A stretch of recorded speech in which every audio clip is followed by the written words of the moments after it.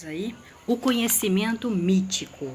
Nas eras primordiais da civilização humana, o homem era nômade, ou seja, o homem deslocava-se de forma permanente, sempre acompanhando rios e águas e colhendo alimentos onde esses estavam disponíveis.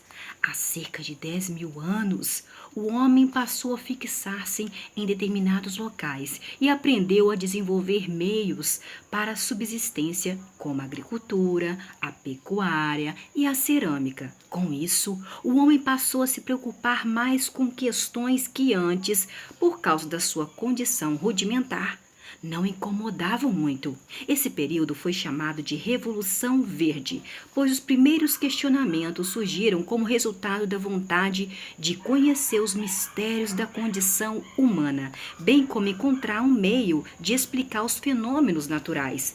Mesmo sendo impossível responder às perguntas sobre o conhecimento de seus antepassados, o homem criou a mitologia para tentar compreender sua existência de forma racional, embora dentro da limitação das questões primordiais. Nesse sentido, o mito apresenta características inerentes, como a religiosidade e a fantasia, sem jamais deixar de ser racional, pois se trata de uma grande atividade intelectual humana. Prometeu, por exemplo, é um caso de um semideus. Prometeu, por exemplo, é o caso de um semideus que levou o fogo do Olimpo para o domínio do homem, sendo condenado pelos deuses gregos. Prometeu, ele foi condenado a ter o fígado devorado diariamente por uma ave de rapina, preso a um penhasco.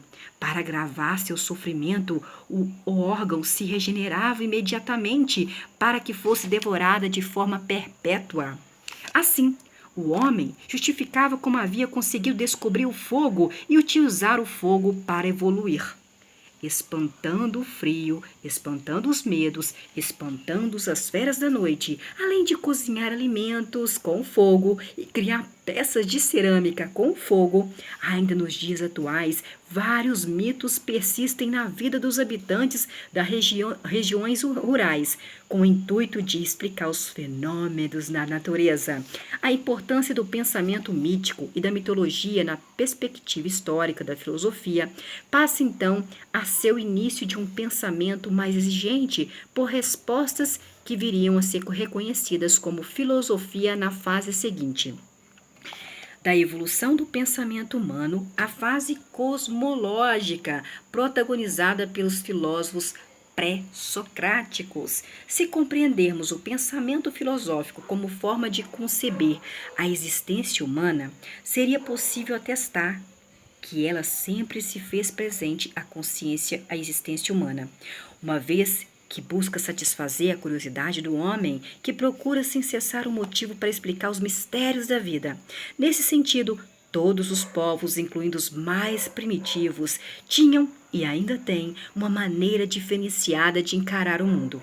No entanto, se a questão consiste em conferir à filosofia um significado próprio, atribuído a uma atividade humana que se depara com o real, é preciso admitir que ela não teve seu espaço garantido em todas as culturas antigas.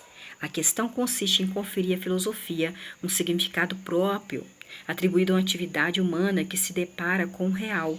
É preciso admitir que a filosofia que não teve seu espaço garantido em todas as culturas antigas.